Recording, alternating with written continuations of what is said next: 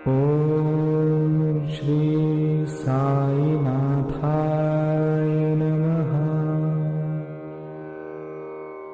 ॐ श्री साईनाथाय नमः।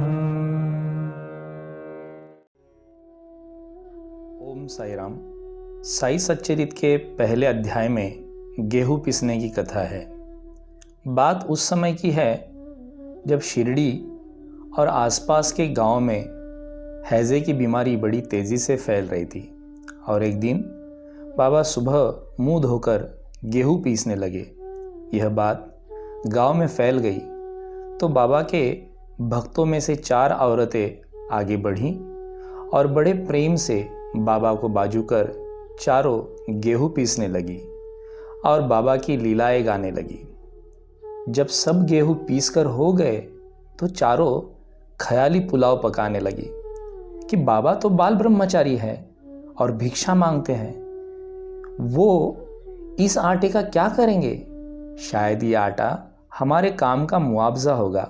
और उन्होंने आटे के 4 हिस्से किए।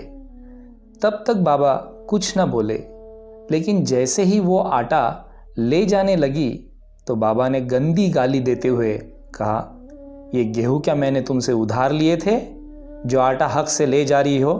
जाओ, इस आटे को गांव की सरहद के पास नाले किनारे डाल दो। और आश्चर्य की बात, उस दिन से हैजे की महामारी कम होने लगी और शिरडी में नहीं आई। अब सवाल ये है कि हैजा और गेहूं के आटे का क्या संबंध? अनंत अपार जैसे गगन, तैसे बाबांचे चरित्र गहन, तयांचे ते यथार्थ आकलन, तया वीण कोण करी। ओम साईराम। श्री साई सच्चरित ग्रंथातील अध्याय पहिला जो आहे त्याच्यामध्ये बाबांची एक अतर्क्य लीला आहे।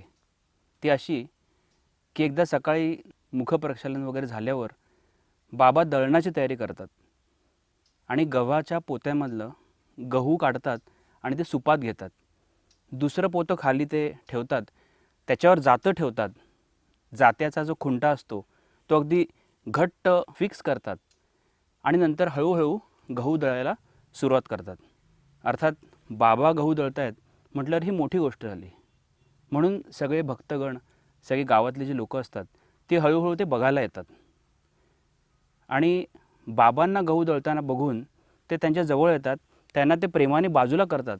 त्यात 4 बायका ज्या असतात त्या गहू दळायला सुरुवात करतात आणि बाबांचं गुणगान भजन गात असतात। असं करत ते गव्हाचं दळण पूर्ण करतात आणि नंतर असा विचार करतात की बाबा तर संन्यासी आहेत, ते नक्की आपल्यासाठीच केवळ गहू दळत असणार। असं म्हणून त्या 4 बायका त्या पिठाचे 4 भाग तयार करायला सुरुवात करतात आणि ते घेऊन जायला जसं जातात तसं बाबा रागाने त्यांना म्हणतात, फुकट खाऊ रांडा, हे काय गहू मी तुमच्याकडून कर्जाने घेतले होते की त्याचा मोबदला म्हणून तुम्ही हे पीठ घेऊन जाताय? असं म्हटल्यावर ते पण एकदम भक्तगण, ते 4 बायका असतात त्या एकदम हिरमुसतात आणि बाजूला होतात। तर बाबा म्हणतात, एक काम करा, हे पीठ घ्या आणि ओढ्या काठी टाका, म्हणजे वेशीवर टाका। तर तसं ते पीठ जे आहे ते त्या 4 बायका वेशीवर टाकतात आणि नंतर त्यांना असं लक्षात येतं की महामारी जी सगळीकडे पसरलेली असते ती शिर्डीत मात्र येत नाही।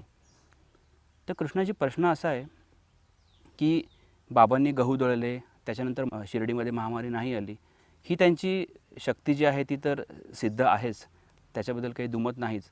पण गव्हा रोगाचा काही संबंध आहे का, असा जो दाभोळकरांनी प्रश्न पोथीमध्ये मांडलेला आहे आणि त्याच्यानंतर तो प्रश्न तसाच राहिलेला आहे। तर तो आमच्याही मनात प्रश्न आहे की बाबांनी हे गहू दळले, त्याच्यानंतर ती महामारी शिर्डीत आली नाही, ह्याचा काही संबंध आहे का? त्याचा कृपया आपण उलगडा करावा। सबसे पहले महामारी, सदियों से समय समय पे ये महामारी अपना प्रभाव ये दुनिया पे छोड़ते रही है। यहाँ तक कि ऐसा माना जाता है कि कम से कम 100 ईयर्स में एक बार तो भी वो अपना प्रभाव दिखाती ही है। और ये प्रकृति का अपना एक हिस्सा है, बल्कि उसमें भगवान भी शामिल है ऐसा बोलना होगा, क्योंकि उनके खिलाफ जाकर के वो होता नहीं है। और जब से कायनात बनी है ऐसी आपदाएं कई बार आ चुकी हैं। तो ऐसे ही एक बार शिरडी के आसपास के प्रदेशों में महामारी का प्रकोप अपने शबाब पे रहता है और उन दिनों की ये लीला है। और जैसे कि अभी कहानी बताती है कि बाबा वो पीठ, वो जो 4 स्त्रियां आकर के पीसती हैं, वो आटे को ले जा करके गांव के बॉर्डर में डालने के लिए बोलते हैं। उस तरह से वो रोकथाम करते हैं। जी। अभी क्योंकि वो बाबा थे, समर्थ थे, सर्वसमर्थ थे। बाबा जैसे विभूतियों के लिए शास्त्रों में एक वचन आता है, कर्तुम अकर्तुम अन्यथा कर्तुम। वाह। वो बाबा पे बिल्कुल फिट बैठती हैं। वो जो चाहे वो कर सकते हैं, प्रकृति के विधान को बदल सकते हैं। तो जैसा कि सवाल है, आटा और महामारी का क्या संबंध है? अगर हम ध्यान से देखेंगे तो हमारे ग्रंथों में अन्न को ब्रह्म बोला गया है। अगर अन्न को ब्रह्म बोला गया है एक तरफ, तो दूसरी तरफ अन्न ही इंसान का अस्तित्व का मूल कारण है। खाना खाने के वजह से ही इंसान का अस्तित्व टिका रहता है। खाने के दम पे ही वो प्रजा उत्पन्न करने की जो शक्ति है वो अपनों में वो समा लेता है, तब जाकर के एक संतान की उत्पत्ति होती है। तो एक तरह से देखा गया तो इंसान का मूल आधार ही अन्न है। जी जी। अब महामारी है, महामारी जब आती है तो वो कुछ ना कुछ लोगों को तो निगल के ही जाती है। ये अकाट्य सत्य है। जब से ये कायनात बनी है वो होता आया है। तो यहाँ पे क्योंकि बाबा समर्थ थे, तो वो बोलते थे तुम मेरे गांव से एक व्यक्ति को भी तुम नहीं छुओगी, लेकिन उसका जो इम्प्योर फॉर्म है ना, खाना मतलब यहाँ पे आटा, मैं वो तुम्हें खिलाता हूँ, उतने से तुम संतुष्ट होकर के चले जाना। ओहो हो, वाह वाह। क्योंकि अन्न ही जीव का आधार है, अन्न ही इंसान का अस्तित्व का आधार है। तो बाबा वहां पे बोल रहे हैं डायरेक्टली इंसान को ना खाते हुए इतना अन्न खा लेना और संतुष्ट होकर के मेरे गांव को छोड़ के चले जाना। तो एक तरह से सौदा हो गया। सौदा हो। ओके, वाह। वो वैसा है, वो क्या बात है, वाह।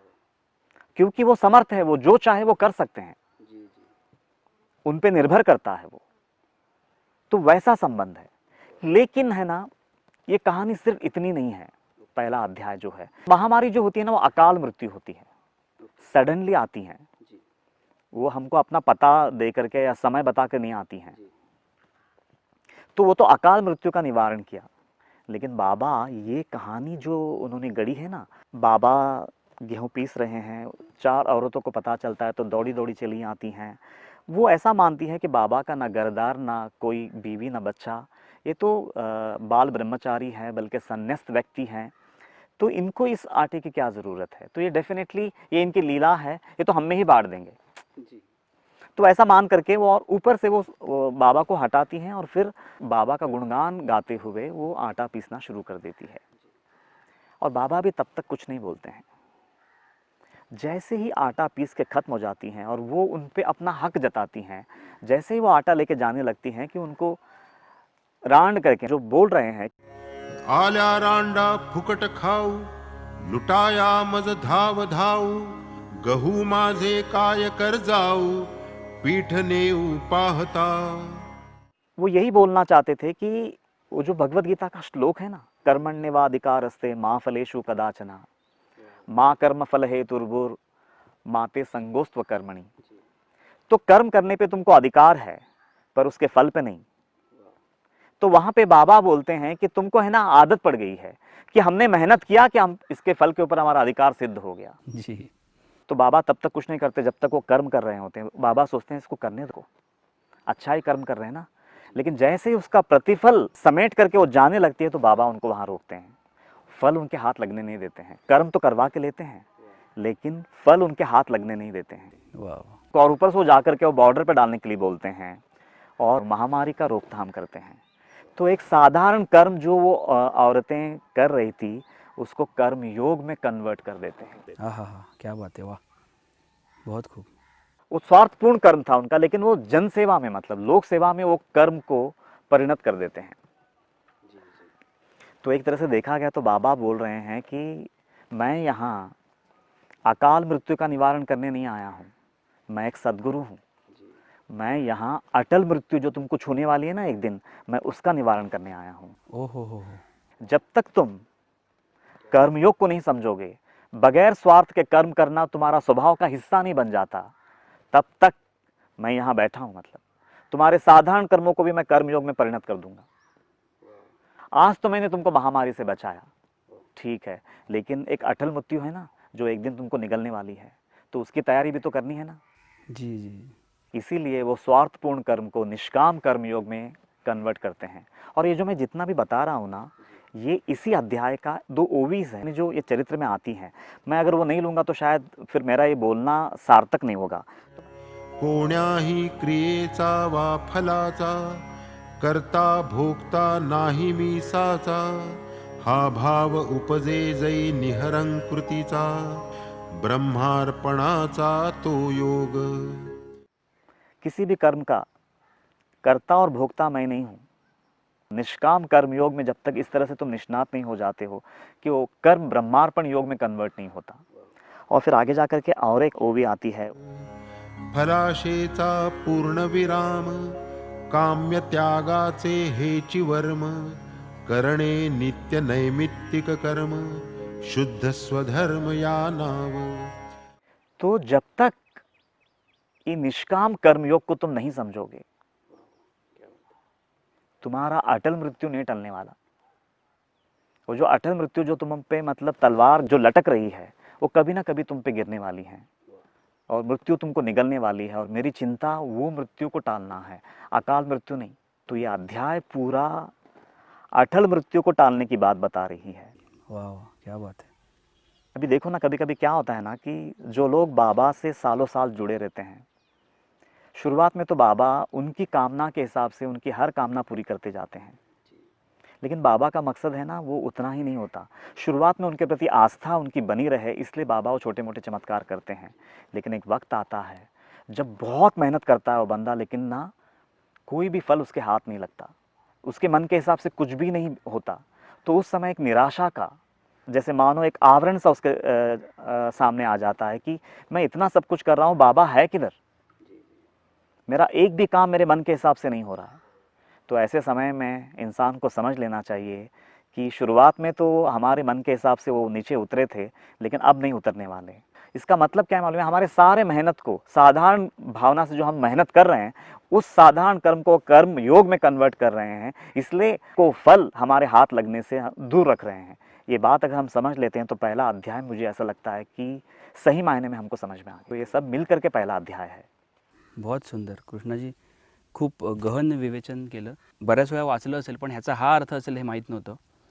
म्हणजे हे लक्षात आलं आज की आपण कर्मयोग, भक्तियोग, ध्यानयोग हे सगळं वाचत असतो, भरपूर वेळा वाचतो आपण, पण जास्तीत जास्त त्याचा बुद्धीच्या पातळीपर्यंत आपल्याला अर्थ कळतो. पण त्याचा जर खरा अर्थ आपल्याला माहिती हवा असेल तर आपण एक सद्गुरूंना शरण जावं, जेणेकरून ते आपल्याला डायरेक्ट त्या कर्मयोगाची अनुभूती देतील आणि आपल्याला खरा कर्मयोग काय आहे हे कळेल, असं आज कृष्णांच्या विवेचनातून लक्षात आलं. खूप कृष्णाजी सुंदर, धन्यवाद. ओम साईराम. इस लीला का सार, पहली सीख, गीताकार श्री कृष्ण समेत कई ऋषि मुनियों ने, कई साधु संतों ने और कई गुरु गरिमाओं ने हजारों वर्षों से निष्काम कर्म की सीख देते आ रहे हैं, पर इंसान है कि टस से मस नहीं होता. आखिर बाबा जैसे सद्गुरु बेबस होकर अपशब्द कहते हैं. इस लीला में बाबा द्वारा दी गई गाली हर इंसान के अंदर रचा बसा हुआ स्वार्थपूर्ण कर्म को सूचित करती है. कृपया इसे अन्यथा न ले. और दूसरी सीख, इस लीला में बाबा ने महामारी को खाने के लिए एक अनमोल जीवन न देकर गेहूं के रूप में जीवन सत्व दिया, ताकि पूरी गांव को महामारी से बचा सके. अब तीसरी और अहम सीख, इस लीला के माध्यम से बाबा मानो हमसे कह रहे हो कि हर जन्म में तुम मृत्यु से घबराते घबराते ही मृत्यु का आहार बनते रहे हो, पर इस जन्म में मैं तुम में इतनी शक्ति भर देता हूं कि तुम उस मृत्यु को ही निगल सको. इसलिए स्वार्थपूर्ण कर्म का फल छीनकर जब बाबा एक साधारण कर्म को असाधारण निष्काम कर्मयोग में परिणत कर देते हैं, तब उससे चित्त की शुद्धि होती है और उस शुद्ध चित्त में ही भक्ति, ज्ञान और वैराग्य का जन्म होता है, जिसके फलस्वरूप इंसान की सारी इच्छाएं, सारी कामनाएं गिर जाती हैं और जिसकी सारी कामनाएं गिर गई हो उसे मृत्यु क्या डराएगी। इस तरह वो इंसान अटल मृत्यु को ही निगल जाता है। वो न मिटने वाला आत्मा बनकर मृत्युंजय हो जाता है। यह लीला असल में अकाल मृत्यु से अटल मृत्यु को जीतने वाली एक अनकही आध्यात्मिक यात्रा है।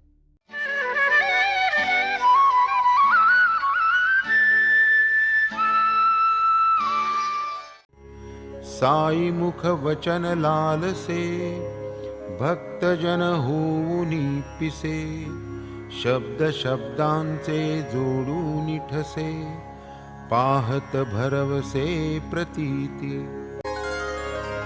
श्री सद्गुरु साईनाथार्पणमस्तु।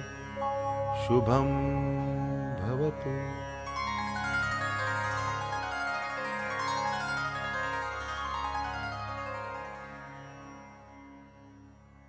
श्री सच्चिदानंद सद्गुरु साईनाथ